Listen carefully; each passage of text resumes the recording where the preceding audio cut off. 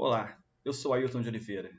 Eu e minha esposa Júlia, nós somos pastores de jovens casados lá na Igreja Presbiteriana do Pichincha, sob a direção do reverendo Fábio Castro, que é o pastor da igreja. A nossa reflexão de hoje está no livro de Atos. Nós vamos ler do verso 1 ao verso 8, mas comentaremos sobre todo o capítulo. Vamos ler? Lá diz assim: Ao cumprir-se o dia de Pentecostes, estavam todos reunidos no mesmo lugar.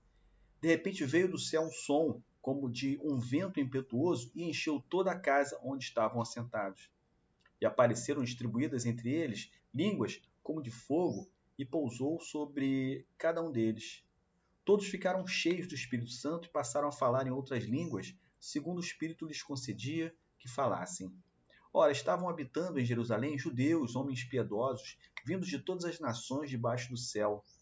Quando, pois, se fez ouvir naquela voz, afluiu a multidão que se possuiu de perplexidade, porquanto cada um os ouvia falar na sua própria língua. Estavam, pois, atônitos e se admiravam, dizendo: Vede, não são porventura galileus todos esses que aí estão falando? E como os ouvimos falar, cada um em nossa própria língua materna? Eles estavam na festa de Pentecostes. Você sabe o que é a festa de Pentecostes? Inicialmente, na cultura do Israel, era a festa das colheitas, ou festa das semanas, que a partir do Império Grego, a época que os macedônios dominaram a terra, passou a se chamar Festa de Pentecostes, realizada 50 dias após a festa da Páscoa. Atos capítulo 2, de 9 a 11, conta que nesse lugar estavam reunidos pessoas de vários lugares, que falavam idiomas diferentes. Então ali tinha partos, medos, elamitas, naturais da Mesopotâmia, da Judéia, da Capadócia, da Ásia, da Frígia, da Panfilha, do Egito, ou seja, pessoas de vários lugares que falavam idiomas diferentes. Mas a mensagem de Cristo, a mensagem de boas novas, a mensagem de salvação em Jesus era pregada e eles ouviam de forma diferente. Cada um ouvia no seu idioma. Alguns homens que estavam ali, presenciando aquela experiência extasiante do pregador, dos pregadores, ele começou a dizer que estavam embriagados. Ou seja, esses homens estão embriagados. Mas Pedro levanta a voz e diz: eles não estão embriagados. Pedro estava dizendo que eles estavam sendo usados pelo Espírito Santo naquele momento, naquela experiência. E essas línguas faladas eram os idiomas daquelas pessoas que estavam ali. Isso significou, essa manifestação extasiante do Espírito Santo, algo muito mais abrangente. Podemos ver em outros lugares da Bíblia, em livro de Atos, manifestações também do Espírito Santo, semelhantes a situação que aconteceu na festa de Pentecostes, de Atos 2. Você pode ver também em Atos 8, de 14 a 17, o Espírito Santo se manifestando de forma maravilhosa e notória na cidade de Samaria. Atos capítulo 10, 44 a 47, vemos uma situação também de manifestação do Espírito Santo na cidade de Cesareia. E em Atos 19, de 1 a 6, na cidade de Éfeso. Atos 12, 17 registra que Pedro ele menciona uma profecia que foi pregada há 400 anos antes de Cristo pelo profeta Joel. Ou seja, aquilo que estava acontecendo ali, esse agir do Espírito, a descida do Espírito Santo na festa de Pentecostes, era algo que havia sido profetizado pelo profeta Joel há 400 anos antes de Cristo. Lá diz assim, Joel capítulo 2, de 28 a 32, ele diz: E acontecerá, depois que derramarei meu espírito sobre toda a carne, vossos filhos e vossas filhas profetizarão, vossos velhos sonharão, e vossos jovens terão visões. E até sobre os servos e sobre as servas derramarei meu espírito naqueles dias. E que dias eram esses? No dia do Pentecostes.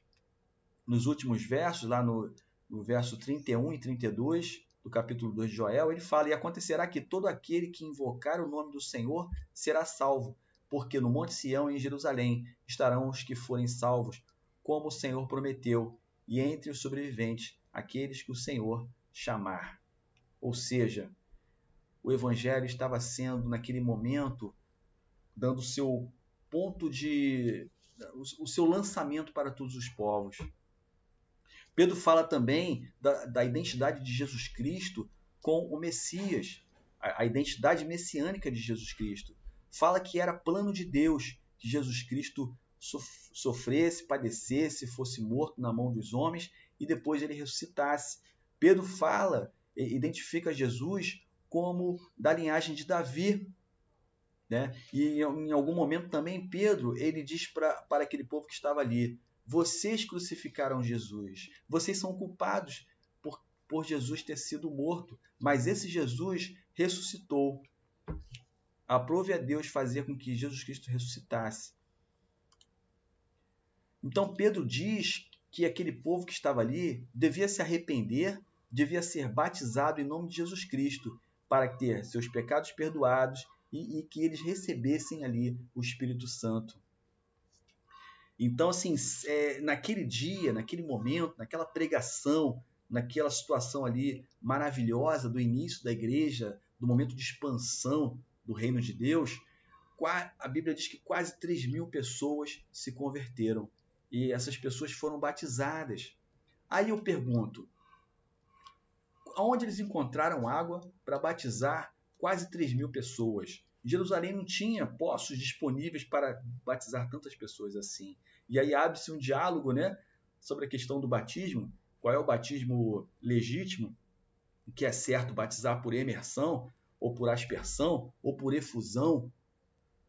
E aí nós somos cristãos reformados, nós entendemos que esse batismo, esse lavar do Espírito, essa água que lava, que purifica, não é um lavar externo no corpo, da pele, mas sim um lavar interior, uma restauração interna. O Espírito Santo, ele nos batiza por dentro, no coração.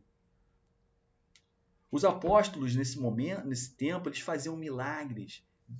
No surgimento da igreja, Deus operava através desses apóstolos, através dos convertidos, dos pregadores, grandes maravilhas. E a igreja se reunia todos os dias. E uma coisa interessante que esse povo tinha no coração, uma consciência de se preocupar com o outro necessitado. Então eles vendiam seus bens e pegavam dinheiro e repartiam, de forma que tudo que eles possuíam, eles dividiam na igreja para que ninguém passasse necessidade. Era um momento de comunhão profunda. Como conclusão, o que nós levamos para casa desse ensinamento de Atos capítulo 2? Que o Espírito Santo ele não desce. O Espírito Santo ele não desce. Ele já está entre nós. Ele já desceu, ele desceu no Pentecostes. Então o movimento do Espírito Santo ele é lateral. Ele habita em nosso meio, habita em nós. O Espírito Santo ele é o grande pregador da palavra. Ele fala aos corações através de nós. E Deus se comunica conosco de forma muito particular. Eu posso estar aqui pregando um assunto, mas existe um ponto nessa mensagem que toca você numa necessidade, numa dúvida, numa questão, numa pergunta que você talvez tenha feito a Deus, numa carência muito peculiar, e Deus fala ao seu coração de maneira particular. O Evangelho ele é pregado para diferentes povos, e cada país pode entender no seu idioma. Hoje, porque existem Bíblias em vários idiomas, e o Evangelho é pregado no mundo inteiro. Nossos filhos e nossas filhas profetizarão, como diz o profeta Joel, porque eles podem pegar a palavra de Deus e podem profetizar. E profetizar não é adivinhar o que vai acontecer no futuro.